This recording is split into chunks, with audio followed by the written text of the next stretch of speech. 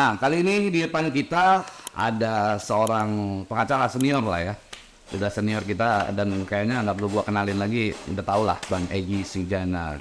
Terima kasih, Pablo. Ya. Saya beberapa kali nonton abang di YouTube, di media ya. Saya ngeliat abang pakai kacamata hitam dan baru tahu saya itu mini ya bang ya? Min 5,5. 5,5.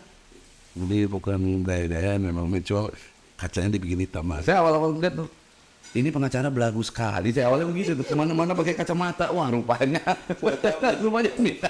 Itulah Sujon tuh. Akhirnya kita begitu ketemu, kita tahu kan gitu. Alhamdulillah, terima kasih. Ya. Bang, Ya.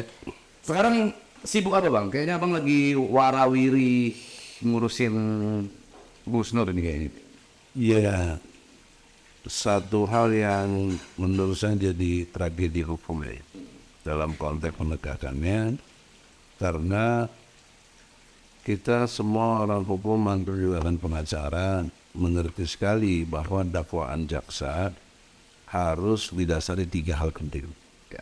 1 lengkap, 2 cermat, 3 jelas. Pasalnya 143, Ya. KUHP.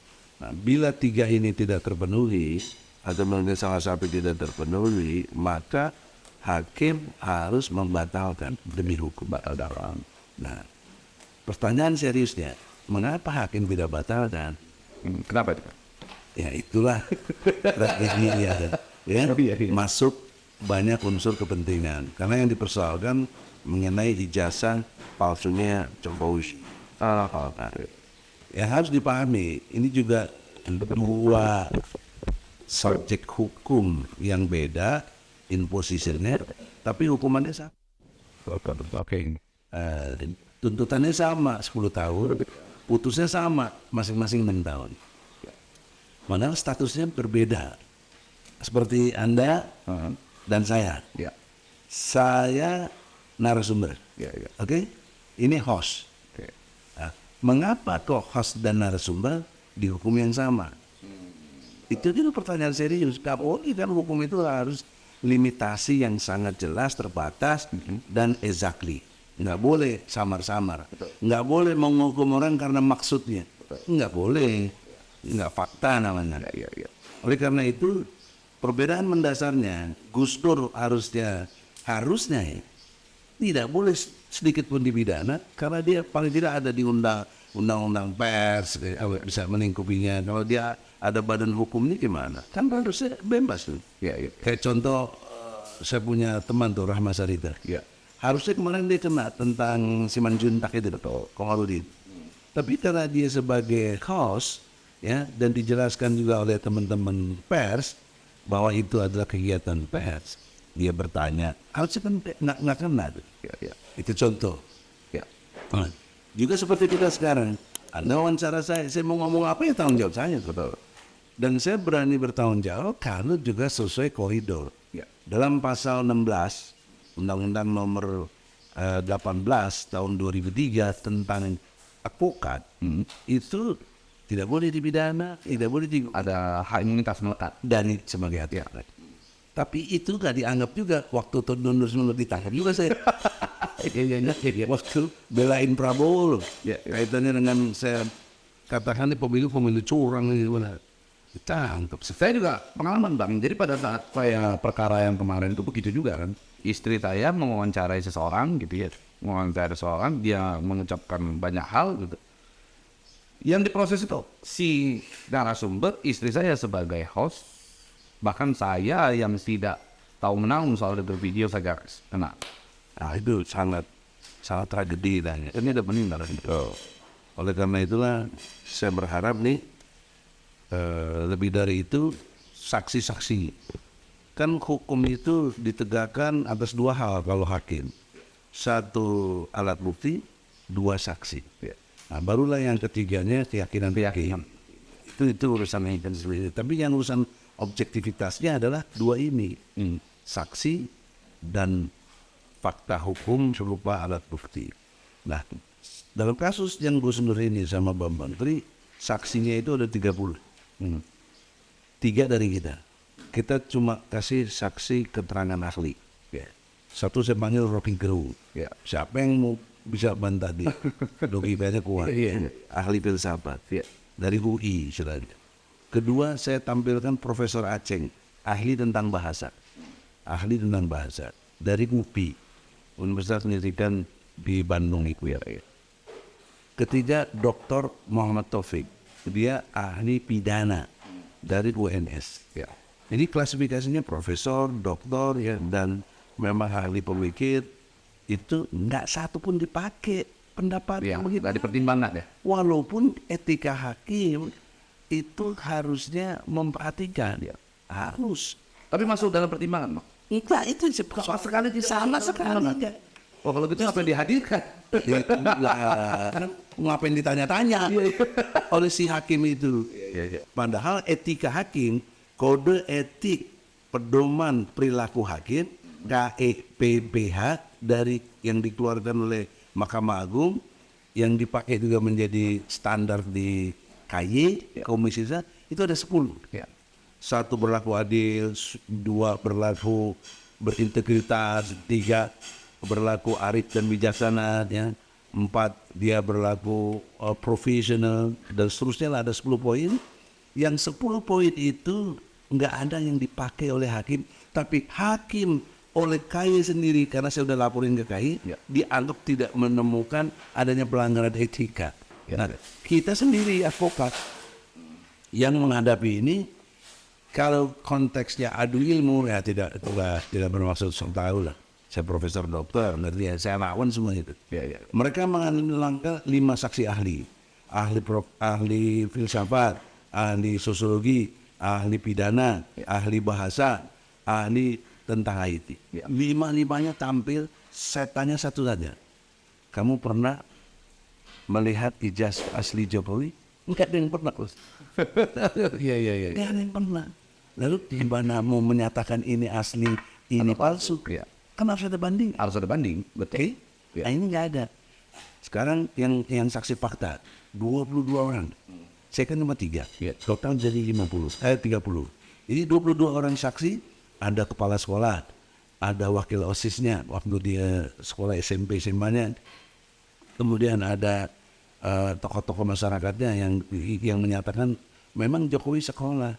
Kalau sekolahnya kita nggak proses atau nggak jadi persoalan. Mengapa?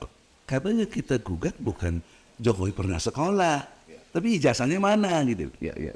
Nah, keterangan di luar pengadilan, ini statement hukum saya, tidak akan bernilai jika tidak disampaikan di pengadilan. Betul. Iya dong. Iya, betul. Kayak kita gini aja, apa nilainya? Betul. Itu cuma opini ya. Ini saja. Tapi kalau mau bernilai secara hukum, putusan pengadilan, pengukurannya. Betul. Nah, pertanyaan seriusnya, tidak adanya ijazah aslinya Jokowi yang ditampilkan, ya, untuk membanding Dalam pengadilan ya. untuk membanding bahwa yang dibawa Menteri itu palsu, tidak pernah ditampilkan, ya.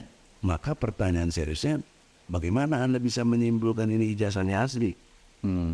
Ya. Nah, yang kedua, putusan PN Solo atau Surakarta tidak ada dinyatakan ijazah Jokowi asli. Ada, karena yang dipersoalkan bukan itu justru. Ya. Yang dipersoalkan justru kegaduhan. Yang diambil pendapat dari profesor yang juga tampil dari mereka, tapi palsu. Ya. Kenapa palsu? Dia bukan profesor. Aku profesor. Yang menyatakan itu siapa? Seniornya. Dia itu juniornya di UPI. Ya. Yang saya bawa seniornya, Profesor Aceng. Nah, yang ngaku-ngaku profesor namanya Prof. Andika. Ya. Dia yang dipakai oleh hakim pendapatnya. Ini kan keterlaluan menurut saya. Ya, dan pertanyaan saya, Bang, sebenarnya kan ini sekarang terkait dengan wawancara ya antara Gus Nur dengan Bambang Tri tadi, gitu ya. Mereka membahas bahwa ada dugaan ijazah palsu yang digunakan oleh Pak Jokowi kan. Pokoknya siapa? Lapornya ada namanya Dullah apa siapa lah, saya nggak apa. Ada pelapornya. Itu siapa? Maksudnya apa Nggak ada hubungannya. Nggak ada hubungan. Apakah dia menerima kuasa langsung? Nggak ada. Enggak juga. Enggak juga, itu aneh juga. Enggak ada. Dan juga enggak ada kaitannya juga sama Jokowi. Dia merasa pendukung Jokowi aja. Nggak mungkin kalau nggak dikondisikan. Terus ada skenario demo-demo kecil. Oh iya iya. Iya. Seolah-olah katanya ada kegaduhan apa? Iya, iya. Itulah namanya istilahnya apa ya, kriminalisasi atau framing atau dikondisikan gitu loh. Membuat opini ya. Iya. Gitu ya.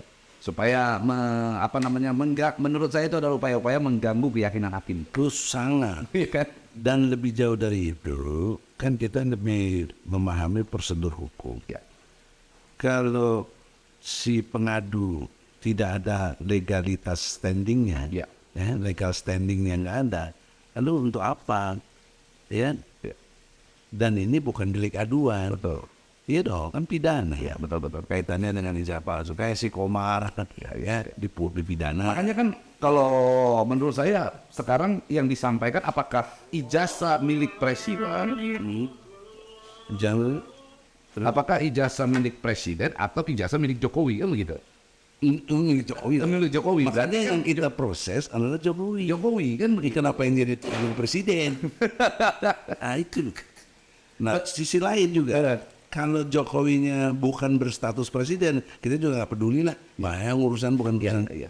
Ini kenapa kita peduli? Karena dia presiden. Dan pentingnya secara ilmu hukum apa? Dia menjadikan salah satu syarat. Ya. Syarat untuk capres punya ijazah asli. Ya. Diajukan ke KPU. Kan begitu, Bos. Tapi itu apakah sudah abang udah pegang bahwasanya bukti di mana memang diduga kuat bahwa ijazah tersebut adalah palsu? Nah, tadi saya bertanya, bahkan saya tanya sama jaksa, mana ijazah aslinya Jokowi? Bawa ke sini pengadilan. Anda kan anak buah Jokowi, lewat Jaksa Agung. Ya. Jaksa Agung anak buah siapa kalau bukan presiden? Nah, tolong sampaikan kepada Jaksa Agung, saya bilang, sampaikan ke Jokowi, saya minta ijazah aslinya bawa ke sini. Nggak sanggup. Kami cuma ada aja begini, kata jaksa. Ya. Ini yang dari polisi. Loh, kalau dari polisi begini tidak lengkap, tidak jelas, tidak cermat, kan mesti P19 dong. Ya, harusnya. Dibalikin. Betul. Nggak jadi P21. Betul. Nah, pertanyaan seriusnya, kenapa jadi P21 kalau bukan perintah? Ya. Pertanyaan seriusnya kepada hakim, kenapa diadili juga? Kan dia harusnya batalin namanya hukum. Gitu. Ya. Itu pertanyaan-pertanyaan yang nggak terjawab sampai sekarang. Nah, pertanyaan yang nggak terjawab lagi adalah mengapa sampai akhir putusan tidak pernah dibawa ijazah asli? Sipil proses. Kalau dia berani bawa, saya minta periksa kertasnya. Ya, betul. Kan tahun 70-an beda dong. Bisa dicek. Ya. Oh, bisa dengan di lab crime. Betul. Oh, panjang ceritanya. Dia nggak berani itu. Buktinya nggak berani. Ya. Dan juga saya menarik juga Jokowi nggak pernah komen. Seperti don't care aja. Ya, makanya kan saya agak rancunya tadi itu kan. Dan lebih parah lagi DPR nggak juga bertindak. Dan Mestinya kan tidak ramai juga bang, tidak viral. Justru saya baru tahu cerita yang sebenarnya dari karena tidak viral apa stasiun TV atau siapapun apa pers yang mainstream nggak boleh liput, nggak ada liputan. Ya. Kita aja yang ada podcast ini. Oke, berarti kalau dalam keadaan begitu ya kita lihat ya. Menurut abang, apakah proses hukum di Indonesia saat ini dapat kita katakan darurat? Saya nggak pakai istilah darurat. Kalau darurat itu ada klausulnya. Ya. Jadi kalau darurat, kalau orang Islam darurat bisa boleh makan daging babi. Iya. Nah, saya pakai istilah ini udah tidak proporsional. Jadi seharusnya hukum ditegakkan, tapi nyatanya tidak. Ya. Dan tidak melayani seperti Undang-Undang Nomor 2 tahun 2002 tahun 2002 tentang polisi. Ya. Harus mengayomi, melindungi, melayani rakyat tribrata. Ya. Tapi mana dilayani? Dan kita lihat polisi banyak jadi masalah. Malah narkoba bertonton juga. Ya. Mana nembak anak buahnya sendiri. Iya. Pos polisi. Iya. Benar. Lagi kemarin kita baru demo lagi yang KM 50 ya. Enggak diproses. Padahal 6 orang mati. Iya, betul. Yang sangat sadis. Jadi ini tragedi hukum, tidak proporsional, dan bahasa Islamnya zolim. Ya. Nah, kezoliman ini akan menuai nanti azab Allah. Menurut abang, apa langkah yang harus dilakukan sebenarnya ya. Ada upaya apa lah gitu ya dari rakyat sendiri, dari masyarakat sendiri, supaya ada perubahan terhadap proses itu. Ada 3 langkah. Ya. Pertama, persepsi. Anda sama saya samakan persepsi. Ya. Sama-sama kita minimal penegak hukum sebagai advokat. Atau sekarang sama-sama, saya juga punya YouTube, English Sujana Channel. Ini channelnya apa nih? Ray-Ban Entertainment. Nah, Ray-Ban Entertainment Channel lah istilahnya kan. Persepsinya sama hari ini. Ya. Apa? Peduli mempersoalkan salah satunya ijazah palsu ini. Ya. Setelah ini muncul, ya, kan tadi kita cuma ngobrol-ngobrol di kafe. Tiba-tiba, oh iya betul ya. Muncul namanya kesadaran. Ya. Nah, kesadaran berbangsa, bernegara harus begini, harus begini. Nah, kalau kesadaran kita sama, sebelumnya persepsinya sama, akan muncul namanya pentaatan yang sama Ya. Ya. kepada nilai-nilai hukum. Ya. Ya. Ya. Ya. Nah, ini pertanyaan apa Adinda Pablo yang saya hormati sangat jelas. Kita mau harus bagaimana? Nah, bagaimana kesadaran muncul, ya, ketaatan muncul kalau persepsinya tidak dibangun. Ya. Ya. Ya. Nah, mulai dari mana? Mulai dari pelaksanaan Pancasila dan Undang-Undang Dasar 45. Karena ini kontrak sosial kita Ya. sejak tahun 45. Sampai hari ini sebentar lagi Agustus 88 tahun. Ya. Ya. Jadi kontrak sosial kita di alinea keempat ada disebut dengan jelas tugas pokok presiden. Ada 4. 1, menjaga tumpah darah seluruh rakyat Indonesia. Menjaga riset. Ya. Kedua, mensejahterakan umum seluruh rakyat Indonesia. Ketiga, mencerdaskan kehidupan bangsa. Keempat, ikut politik bebas aktif untuk menjaga ketertiban dunia. Ya. Ya. Ini tugas pokok presiden, tugas kenegaraan. Presiden yang jalanin. Nah, pertanyaannya dalam konteks persepsi, presiden melakukan pencerdasan nggak buat rakyat? Enggak.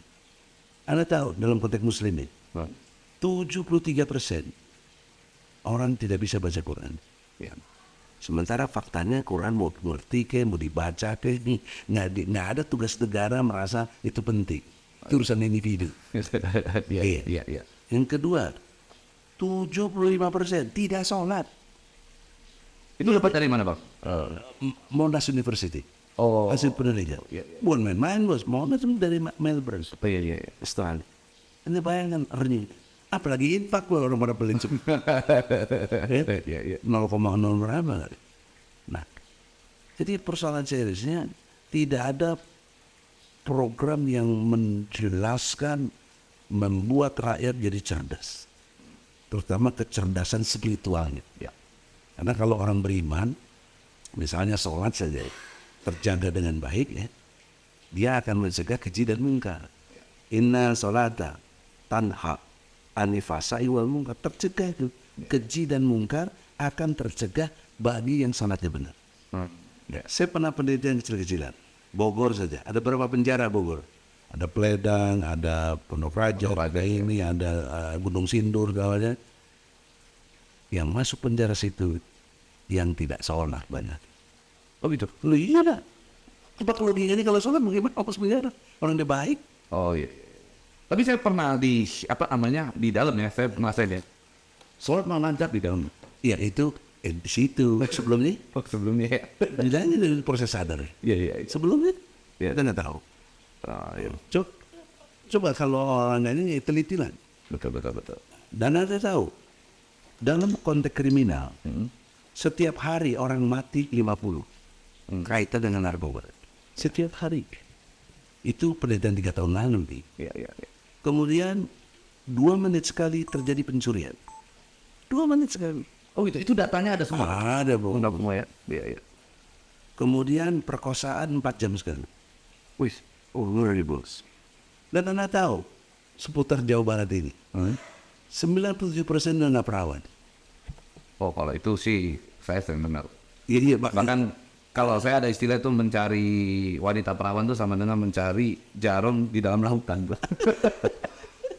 Ya, Itu contoh serius, Bos. Ada, tapi sulit kali. Pertanyaan serius ya, tugas pokok presiden ngapain? Menjaga tumpah darah tadi, Ya.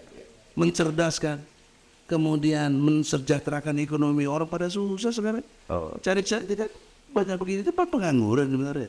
Ya, ya. Disguise employment, apa itu? Pengangguran tak kentara. Misalnya pauga ya 100.000 apa 100 perak atau 10 apa 1.000 ya di jalan ya. Harusnya disejahterakan ya. Iya dong, itu fakta. Jadi pertanyaan seriusnya, apakah dengan demikian 7 presiden, bukan cuma Jokowi, jadi jangan tendensius. Ya. Saya kritik 7 presiden. Ya. Dari Soekarno, Soeharto, Habibie, Gus Dur, Megawati, SBY, sekarang Jokowi. Apa kalian perhatikan 4 unsur tugas pokok presiden? Atau mungkin harus nunggu, enggak 7 bang, harus minus 10, 15 gitu. Ya, itu proses waktu. Nggak proses waktu ya. Tapi kalau proses manajemen nggak begitu, Ya. karena ada ilmunya. Ya betul. Ilmu sebagai pemimpin. Pemimpin itu versi saya dalam perspektif Quran. Anda bisa lihat surat Al-Anbiya ayat 73. Boleh lihat kalau di Quran. Itu dia sebagai penakluk, pemimpin. Kedua sebagai pengubah, mengubah keadaan. Ketiga sebagai pengemban amanah. Itu pemimpin. Bahkan banyak yang ada istilah Penakluk itu begini. Ente mau paling apa yang paling susah di dunia ini? Hidup di negeri yang dingin ini luar biasa, di kutub utara. Ada yang hidup di sana. Oh iya. Bisa ditaklukkan. ya, ya, Anda mau apa ngadepin buaya yang paling buat? Ada pawangnya. ya, ya. Anda mau apa nggak hujan-hujan? Ada pawangnya. Semuanya ada. Itulah pemimpin. Tapi pemimpin kita yang sekarang kan berhasil bang menaklukkan banyak orang. Nah, dia tidak dalam konteks koridor kemartabatan. Oh gitu. Oh, beda. Baik, misalnya nih mau menjegal Anies, dia tanggap sih. Nah, misalnya gitu. Gimana itu bang? Menurut pandangan abang soal Johnny G Plate? Ini kan warning sudah diberikan ya Jokowi. Ini kalau nggak nurut magu, gue sikat lah bahasanya. Tapi kan bahasa Jokowi kan bahasa nggak terang-terangan. Ya. Apakah karena karakter orang Jawa atau apa? Tapi substansinya jangan berarti ngelawan dia gitu. Oke, itu pandangan abang tuh ya. Iya. 8T lagi. 8T lagi. Iya, 8T lagi. Jadi sisi lain ada bagusnya buat rakyat. 8T kan besar sekali, Bos. Iya. Waduh, kalau buat bikin sekolah ada berapa? Kalau dibeliin Beras atau kita kota Bogor bego semua gitu. ya kan. Oleh karena itu cara menjegalnya ini supaya dilihat dari sini. Sementara Nasdem pernah ngomong Surya Palohnya, sesumbar kalau ada dari partai Nasdem yang korupsi atau koruptor, bubarkan Nasdem. Ya. Nah, sekarang banyak orang lagi. Ya. Aku nggak bubar. Dan dua-duanya ini yang kena dulu ya. Pernah sekali tuh Rio Capella. Nah, Sekjen juga tuh. sekjen juga. Nah, ini sekarang sekjen juga. Iya, itu kan target yang dulu belum tercapai, sekarang harus tercapai. Sehingga kalau ini jadi masalah serius, maka apa istilahnya Surya Paloh mungkin melemah, sehingga dukungan ke Anies ditarik, bisa juga. Bisa tenang, ya bisa. Kalau itu dilakukan tambah hancur. Tapi bisa nggak bang? Kalau seandainya Surya Paloh memanfaatkan momentum ini untuk mendapatkan nilai simpati dari masyarakat justru. Bisa, sangat bisa. Dia publish saja. Saya begini karena dukung Anies. Saya melakukan perubahan untuk yang lebih baik. Nah, ternyata saya dijegal sebenarnya. Bisa, pendukung Anies semakin banyak justru ya. Bisa. Tinggal pinter-pinter dia aja. Dia pinter apa kan? Tapi kira-kira bang, Anies jadi nyapres apa enggak sebenarnya? Bisa enggak? Nah, ini yang seru nih. Karena beberapa variabel yang mendukung untuk tidak. Sepengetahuan saya, Ya. baru saya dengar kemungkinan dalam waktu dekat Anies ditangkap. Bisa. Ya, itu salah satu. Kalau dia ditangkap gimana mau nyapres? Pusing dia. Tapi kalau saat Dan saran saya sebelum terjadi ditangkap ya harus ada gerakan dong. ya. Tapi kalau seandainya bang begini, kalau seandainya Anies ditangkap, apakah masyarakat nggak jadi antipati sama pemerintah? Dia nggak peduli lagi. Dan dia sudah 2 periode. Dia keinginannya mau 3 periode, tapi diganggu. Gitu kan? Nah, pokoknya dia mesti jadi lagi. Kenapa? Alasannya untuk menjaga kontinuitas program. Nah, kalau program yang bagus sih ya iyalah. Tapi kalau program koruptor itu gimana sih terusin lagi? Iya. Ini nggak cerdas. Kalau saya ya, justru saya pengennya itu, dulu saya dukung banget Pak Jokowi untuk jadi presiden. Tapi kalau untuk kali ini, saya justru pengen mencari sosok pemimpin yang bisa bukan meneruskan program Pak Jokowi justru membuat program baru, dan kalau ada program yang nggak benar sebelumnya dibatalkan. Justru kita pengennya ngelihat ada ide di situ, betul nggak? Sangat. Jadi saya pernah lakukan itu 3 hari lalu saya jumpa dengan Anies. Pertemuan 40 tokoh kurang lebih di satu tempat, undang Anies, judulnya Anies mendengar. Ya. Dia dengarin aja apa yang kita mau. Banyak tokoh datang, salah satunya saya omong. Anda pernah bicara di dalam satu forum, bahkan menjadi pidato kenegaraan Anda, yaitu meluruskan jalan, menggelar keadilan. Itu judul. Pertanyaan seriusnya, jalan lurus yang mana yang kamu tempuh? Menggelar keadilan yang seperti apa? Di sini saya salut dengan Anies, jawabannya cerdas, kapasitas dokternya kelihatan. Dokter itu kan ada cara berpikir, bos, objektif, sistematis, toleran. Dia nggak pokoknya nggak perlu, pokoknya nggak itu preman. Jadi yang ada dia sangat objektif, tidak memihak kepada siapapun, dia betul-betul kepada nilai-nilai, kemudian cara menjelaskannya sangat sistematis, dan dia toleransi kepada keadaan yang ada. Mana yang dia benar dia ikuti, yang enggak ya dia enggak pakai. Apa dia jawab? Saya memimpin DKI, kurang lebih 180.000 orang, 130.000-nya ASN. Jadi di dalam konteks memimpin orang sebanyak itu kan nggak bisa saya instruksi satu-satu. Jadi gimana? Saya pakai sistem nilai gitu. Sistem nilai apa yang saya pakai? Keadilan. Parameter untuk buat kebijakan harus ada gagasan, baru gagasan itu dinarasikan. Nah, gagasannya ini adalah keadilan. Kembali ke sila kelima, keadilan sosial bagi saudara. Dia kasih contoh, saya bangun jalan harus bagaimana? Jalan yang berkeadilan. Bagaimana jalan yang berkeadilan?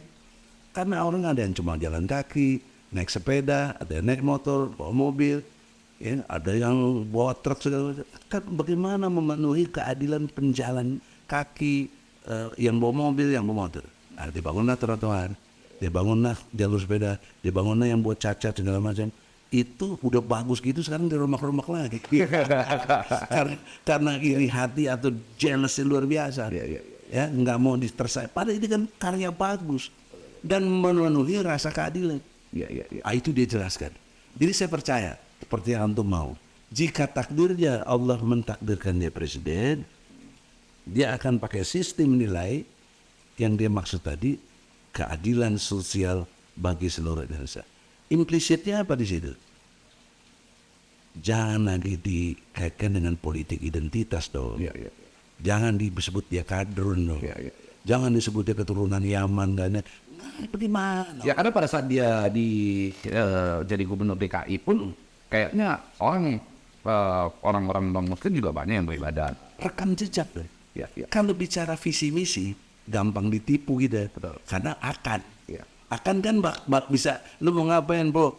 Gua begini, gua akan begini, ya itu akan gampang ditipu gitu, gampang di PHP, ya, pemberi harapan palsu. Tapi kalau rekam jejak sudah terjadi, nggak bisa direkayasa. Itulah kejadiannya, itu namanya sejarah, itulah Al-Fatihah sebenarnya. Ihdinas siratal mustaqim, tunjuki jalan yang lurus sebagaimana orang-orang terdahulu. Siratal ladzina an'amta alaihim ghairil maghdub, bukan jalan orang-orang yang zalim lagi sesat, bukan. Jadi lihatnya apa? Sejarah, lihatnya sosiologi, lihatnya psikologi, ya, lihatnya antropologi, lihat jalan orang-orang itu. Nah, dalam konteks sejarah cuma ada 2 jalan, jalan kanan, jalan kiri, kan gitu. Nah, Allah menempatkan kita dalam surat Al-Balad, surat ke-90 Al-Quran, ayatnya mulai dari baca ayat 10, 11, 12 sampai 20, itu menerangkan ada jalan yang sukar lagi mendaki. Apa kata Quran? Yaitu menghapus perbudakan. Ya. Dahsyat ya. Ini abad keberapa, Bos? Ya. 1444 tahun lalu, 15 abad tahun lalu. Tapi udah bicara soal konsep. Ya. Hapuskan perbudakan. Sehingga sampai hari ini pun perbudakan masih ada. Lihat aja perdagangan manusia itu, trafficking gitu. Ya. Human trafficking. Ya di mana-mana. Luar biasa. PKI kita banyak. TKI, TKW kita, sedih sekali kita. Terus presiden mikirinnya apa? Malah jangan tanya gue dong, gue gak tahu. Bagaimana? Tapi bukannya Sandi TKI yang keluar ya ke Malaysia gitu ya. Kalau bagi saya positif, Pak. Bagi saya ini ya. Dulu kan kita yang kita supply ke sana adalah guru-guru. Ya kan? Sekarang kan orang-orang kerja lah. Kalau katanya dia pembantu. Jadi sebenarnya bukan kualitas SDM kita yang turun. Seleranya orang Malaysia yang turun, Pak. Dulu senangnya guru, sekarang senangnya pembantu kan. Itu sisi lain. Sisi negatifnya ya kualitas SDM kita yang kurang. Oh gitu ya. Dia lebih pintar. Dia nggak perlu lagi guru. Iya dong. Iya. Kalau saya secara berpikirnya begini, Bos. Indonesia ada undang-undangnya, pasal 33 ayat 3. Bumi, air dan segala kekayaan alam yang ada terkandung di dalamnya dikuasai oleh negara dan diperuntukkan untuk semakmur-makmurnya rakyat. Pertanyaan seriusnya, kalau di negeri kita makmur, ngapain kerja ke luar negeri? Iya betul. Problemnya di sini nggak maju, cari kerja susah. Ini problem serius. Ya, sumber daya alamnya bagus. Iya, Besar sekali. besar. Anda ahli nikel sekarang. Yang main-main sama dia, kawan kita lawyer aja. Coba bayangkan tuh. Iya. Misalnya emas, Bos. Ya. Saya ini dokter, bidang pengelolaan sumber daya alam dan lingkungan. Saya lulusan IPB, PSN. Iya. Ya. SBY anak adik kelas saya duluan dokter. Ya. Jadi di dalam konteks itu emas 1 gram yang mulia itu 1 juta Bos. Ya. Oke? Ada yang bisa bantah? Mungkin ungkever naik turun. Ya naik turun lah. Cuman di perkisar di situ 900 sampai 1 juta. Oke? 1 gram. Ya, 1 gram. 1 ton berapa gram? 1 ton berarti 10.000. Enggak dong, sejuta. Oh iya 1 juta ya. 1 juta gram. Oh iya 1 juta gram betul. Berarti 1 ton emas 1 triliun. Sejak tahun 62 emas dikuasai siapa? Freeport. Ya. Belum yang di Newmont. Ya. Belum yang di tempat-tempat lain lagi. Yang di Banyuwangi, di Pongkor Bogor, yang di Trenggalek, di Makassar. Waduh, masih banyak yang juga belum dieksplor. Ya. Dikuasai oleh Amerika. Kita cuma dapat berapa? Dulu 1%. Sekarang kurang lebih 9%. Terus dibohongi lagi kita dispensasi 51%. Padahal itu masih unbinding dari segi ilmu hukum. Apa 2 hal penting? Pengelolaan Ya. dan pengawasan emas itu masih Freeport. Ini nggak mungkin kalau 51% kita yang kuasai. Dan itu kan yang menguasai juga kan BUMN kita. Yang mana itu Inalum kan. Iman itu pun juga. Itu kan itu. Kita ngerti. paham. Oleh karena itu pertanyaan seriusnya, bagaimana dia caranya mensejahterakan rakyat Indonesia kalau ilmu pengelolaan sumber daya alam ini nggak punya? Ini baru emas loh, belum hasil hutan, belum hasil laut, belum hasil batu bara, belum lagi nikel tadi, belum lagi minyak. Minyak kita itu 2 lapis, lapis atas kelapa sawit, lapis bawah minyak bumi. Iya betul. Dasar sekali. Iya. Bandinginnya Arab Saudi, cuma 1 dia. Iya. Minyak doang. Ya, tapi kekayaannya luar biasa. Itu aja bisa dimanfaatkan sedemikian rupa. Jenis pohon-pohonan cuma 1, korma. Korma. Kita buah kesemak aja. Tapi kalau kita landscape gitu loh. Iya. Nah, saya pelajari secara ilmu itu, ini namanya kemiskinan struktural. Jadi orang miskin karena struktur kekuasaan. Ya tidak ngurangi hormat ya, sebagai ini aja. Ente nguasai struktur apa? Jual beli nikel. Berapa setahun? Atau sebulan, atau saya tahu, 30.000 misalnya. Ya kan? Strukturnya di siapa? Ente yang menguasai. Nah, kalau ente punya jiwa kapitalis, tidak ada iman kepada Allah yang benar untuk hari akhir, untuk infak, untuk sedekah yang tadi sudah saya sampaikan 20%, 1/5 dari surat Al-Anfal ayat 41. Ente pasti kikir dan bakhil yang kawinnya mau miskin, mau buntung nggak ada urusan. Yang penting gue untung. Untung gua nggak pelit ya. Makanya kan kita beriman. Itu udah beriman soalnya. Yang itu perlu. Top, ingat. Orang berkait. Nggak mungkin Allah datangin saya ke sini. Oh iya siap. Dan nggak mungkin saya berani negur ente kalau kita nggak punya iman yang kuat. Jangan aneh itu Jokowi juga saya tegur kok. Oke siap. Supaya betul-betul jalani keimanannya. Saya sayang sama Jokowi. Dia kan beragama Islam. Kenapa akhirnya masa jabatannya kok jadi tidak baik gitu? Kok dimusuhi banyak orang? Iya. Kan berat nanti. Dan dari segi hadis, ya kalaupun dia nanti sholat dia rajin, ya, tapi banyak orang yang sengsara. Nanti pahala sholatnya dipindahin semua, dibagi ke 280 juta orang loh. Berat loh. Betul. Infaknya, sodakonya, apalagi dia kesannya pelit tuh. Ngasih orang lempar begitu kayak. Oh ya, kemarin baju itu ya? Iya, kemana-mana. Bukan kemarin, berkali-kali deh. Sembako juga nih. Nggak etik banget gitu. Nah Bang, kalau kita kembali kan ke kasusnya Johnny G. Plate itu. Nasdem kan saat ini berarti mendapatkan cobaan yang cukup besar, ya kan? Sementara menterinya masih ada nih di dalam, ya kan? Masih ada Bu Siti Nurbaya, Menhelhan. ya RHK kan? Itu teman saya sekelas tuh. Iya. Di S3. Ya, kenal juga kita. Sama-sama di IPB tadi. Iya. Saya sama. Jadi kira-kira nih menurut Abang nih, lebih elegan mana? Nasdem tetap membiarkan menterinya di sana atau Nasdem sekaligus deklarasi kita mundur dari pemerintahan? Kalau itu pilihan, saya bilang pilihannya keluar. Lebih elegan ya? Bukan pilihan, bukan elegan. Tapi efektivitas perlawanan. Ya. Sebab kalau masih di dalam, masih eko pakewe dong. Masih ada anak buah di situ. Betul. Masih ada yang tersanderai seperti itu. Betul. Bagaimana mau ngelawan? Bukan tersadar ya, tapi tersandra. Tersandra. Ya. Jadi Surya Paloh, saya kenal juga beliau kenal saya, tolong menahan. Ya kalau sama-sama dukung Anies, ya fight lah. Dan nanti soal threshold, kenapa nggak kita putar menjadi 0%? 0%. MK aja kita geruduk terus. Iya biar banyak alternatif pilihan. Pablo juga bisa capres. Ya, waduh. Amin. Gitu udah punya. Iya. Jadi itu dong cara berpikir, jangan mandek kok ditindas terus. Betul. Yakin sih. Kita harus mimpin ya. Harus mimpin.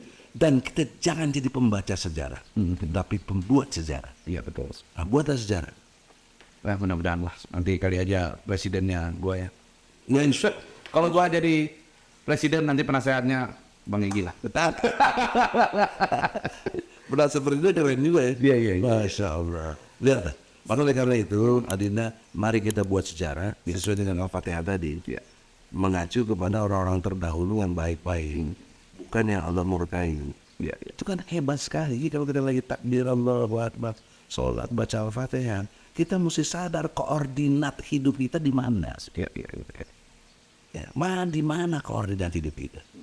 Misalnya nih ada kiai sholat ya pasti nggak tinggal, tapi politik ini ngikutin jalur yang nggak benar. Bagaimana lo? Cuma ikut jadi pendoa aja. Aduh ya Allah, itu ulama jahat, ulama su. Oh gitu ya. Apalagi namanya Suparman itu. Ya. Jadi berarti kesimpulannya Abang berharap dari Nasdem sendiri tarik Pak ya? Iya, Tarik diri. ya lakukan perlawanan. Kan begini logika terakhir ya, dalam logika dialog ini, dia nggak dianggap lagi udah Surya Paloh. Iya karena banyak proyek-proyek yang dibatalin. Iya, udah nggak dianggap dulu. Mau ngapain jadi pengemis kok di situ? Iya. Jadi pecundang, jadi nothing. Saya ngeliat gini. Adanya Surya Paloh dengan tidak ada Surya Paloh sama aja. Sama aja betul. Saya ngeliatnya begini, memang agak sedikit berbeda Surya Paloh kali ini dengan yang terdahulu. Kalau dahulu Surya Paloh ini kan pemain oposisi gitu. SBY 2 periode oposisi loh. Sampai dia punya media Metro TV itu, wah dihajar terus kan zamannya SBY kan. Dan sekarang dia nggak bisa. Kayaknya ada berat gitu lakukan itu. Kenapa ya? Nah, kalau saya gampang aja menilainya, walaupun bisa keliru. Jadi ada sesuatu yang bisa dipegang oleh Jokowi yang Surya Paloh nggak bisa melawan. Oh. Jadi ada kata kunci. Iya. Tersandra tadi. Ya, saya tidak tahu apa. Iya. Maka apa itu? Kalau dia berhasil lepas itu, dia survive. Dan kita juga tahu cara bagaimana Surya Paloh jadi kaya kan kita tahu juga. Iya. Betul. Bagaimana dengan Bambang Tri dulu, bagaimana dengan apa sebenarnya Barok apa Ya karena Surya Paloh tuh, wah, sepak terjangnya sih kita udah tahu lah. Bahkan Jokowi waktu masih di Solo, Surya Paloh udah berkiprah. Artinya kebaikan Surya Paloh yang dulu nggak dianggap lagi dia. Waktu undangan oposisi ini nggak diundang dia karena udah dianggap oposisi. Betul. Ya, dan dijelasin juga, ya Surya Paloh tahu diri aja, lu kan udah nggak dukung ini, yang nggak usah diundang jangan marah dong. Emang lu nggak pantas lagi diundang. Nah udah tahu kondisi begitu masih terus di situ, berarti dia mental budak. Ya. Jadi saya ingatkan jangan jadi mental budak. Pemimpin, Anda itu pemimpin harus taklukkan, harus ubah keadaan dan emban amanah dengan baik. Dalam hal ini kita sejalan, kita berteman karena sama-sama dukung Anies. Gitu. Nah untuk prediksi Bang, kira-kira calon presiden kita 2 orang apa 3 orang? 2 calon apa 3 calon? Yang saya dengar 4. 4. Gimana ceritanya bisa? Ya nanti itu dengan bahas podcast. Oh gitu. Ya, karena bahasa strategi tadi. Ada 4 capres. Info kan bisa salah, tapi semuanya rasional, punya data pendukung ini. Dalam arti, si fulan oke. Dan ini untuk permainan juga. Nanti kan pasti 2 putaran. Gitu. Iya pasti. Ya, dengan cara itu ya. Tapi yang pasti jelas dari 4 ini semua musuhi Anies. Iya. Itu pasti. Banyak Anies. Bisa dikatakan kayak dagangan Indomaret dan Alfamart nggak? Ya bisa juga. Jadi kita bikin Indomaret, Alfamart gitu supaya nggak ada Ceriamat, nggak ada 7-Eleven. Iya, bisa begitu. Bisa begitu ya? Begitu. Memang begitu caranya mereka antara lain. Mereka belajar dari kronologi yang begitu. Iya. Itulah. Dan intinya apa? Serakah. Benar. Dia nggak mau berbagi bahwa gantian dong. Iya. Kan kalau gantian tuh elegan bos. Betul. Kita juga ikhlas doain dia, kita nggak gobrak-gabrik. Nah kalau begini nanti siapa yang berkuasa ya tunggu aja gantian diadili yuk. Ya, jadi begitu. Betul. Jadi itu ya keyakinan abang ya. Insya Allah. Nah, Mudah-mudahan sih tidak demikian. betul. Kalau berharap Indonesia, kalau saya tidak lebih baik, tidak bermakna, Indonesia bertakwa. Ya. Dan kalau dia bertakwa kepada Allah pasti selamat. Selamat ya. Dan kita suka lupa, brother. Apa? Pasal 29 ayat 1. Menerangkan dengan amat jelas, negara kesatuan Republik Indonesia berdasar kepada ketuhanan yang Maha Esa. Ini dasar negara kita dari Tuhan. Kalau boleh diklaim negara tauhid. Apa coba? Bukan teokrasi ya. Beda tauhid dengan teokrasi. Saya bisa terangkan jauh. Saya juga hukumnya itu tata negara, ngerti banget gitu. Iya. Dan juga siapa yang dimaksud Quran dijelaskan di mukadimah. Alinea ketiga. Berkat rahmat Allah. Nggak ada nama lain, cuma Allah. Cuma Allah ya. Ya. Jangan tersinggung yang non-muslim. Ya. Justru dengan sistem Islam, kamu semua kalian akan diperlakukan damai. Ya. Nah, kita ini di framing sekarang radikal, ekstremis, teroris. Saya kasih contoh. Ini kan alhamdulillah udah mualaf. Senyum aja ibadah nggak? Oh ibadah. Memberi sesuatu, Ibadah. kemudian menjaga dan menolong orang, Ya ibadah. masa pasang bom sembarangan boleh. Nah, nggak ada ajaran Islam tentang terorisme. Nggak ada. Tidak ada. Itu framing dan kita tahu ISIS itu siapa. Kan Hillary Clinton udah ngomong, dia yang biayai. Amerika. Dan seterusnya. Nah, oleh karena itu kita jangan terjebak nih. Yang repotnya kita terjebak cebong, kadrun, kampret itu Ya. blow on gitu loh. Sejak zaman dulu sampai sekarang orang Kristen bebas beribadah. Orang non Muslim lah, ada apa segala macam. Enggak. Everybody happy kok. Ya. Ya. Dan sudah terbukti tadi kayak rekam jejak. Rekam jejak, bukan akan. Betul. Sudah karena kita punya ajaran apa? Lakum dinukum. Boleh di. Agamamu, agamaku. Aku nggak sembahyang, aku sembah kok. Aku nggak nyembah yang kau sembah, sudah. Lulu buat gue, kita damai.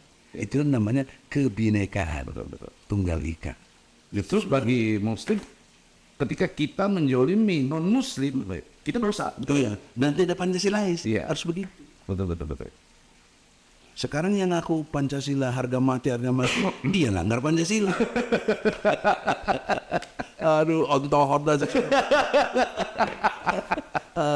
Oke, terakhir Bang. Oke, Bos. Kalau Anies Baswedan jadi Nyapres, siapa wakil yang cocok untuk Anies Baswedan? Kalau boleh nyebut Jamal, saya AHY. Oh gitu. Ada 3 pendekatan. Satu, dia basis militer. Setelah dia keluar dari militer, mayor, sekarang rekan-rekannya sudah brigjen. Iya. Levelnya dia begitu, brigjen, paijen, gitu.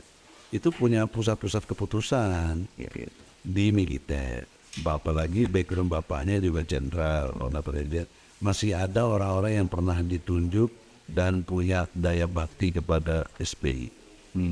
Dan Anies kan sipil, Ya. jadi harus Backup. backup dengan militer. Alternatif selain AHY? Yang kedua, AHY punya duit. Oh, AHY punya duit. Nggak mungkin juga, bapaknya 2 kali periode. Kita tahu lah, kepala desa aja sekian-sekian gitu kan ketahuan. Presiden lah tahu lah gitu. Tapi ya sudah, kita nggak persoalin. Tapi ini, yang penting dia punya duit. Alternatifnya Bang? Yang ketiga, dia relatif ya. Ya. Keluarga baik-baik. Ya. Hubungan suami istrinya baik, nggak ada pelanggaran-pelanggaran yang kita lihatlah sebagaimana kutu-kupret itu kan banyak. Ya. Jadi basis itu saya pertimbangkan serius. Kalau ini dipakai ya bagus, enggak ya juga nggak apa-apa. Tapi kan saya cuma analisis saja. Nah kalau alternatif lain, ada yang ngusulin si Fulan ya, tapi saya nggak boleh sebut nama. Nah, tapi kan punya backgroundnya lain jenis misalnya. Kan problem dalam Islam ya. Yang menjadi ganjelan. Juga ada yang lainnya lagi yang juga sama militer, tapi dia nggak punya partai. Iya. Itu saya tahu lah, sahabat. Tahu. Ya, udah. Saya kira itu aja. Di sini yang saya sebut jelas AHY aja.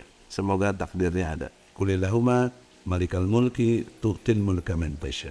Jadi Allah yang berikan Amin. Ya. kekuasaan kepada siapa yang dikehendaki, dan Allah pula yang cabut. Ya. Jadi saya ngomong gini nggak ada bayarannya, nggak ada apa, boleh tanya. Iya. Ini analisis saja. Untuk Indonesia bertakwa tadi. Iya. Insya Allah. Indonesia bertakwa. Nah, untuk supaya Indonesia lebih bertakwa, gue saranin ke Anies, Bang Egy aja jadi wakil.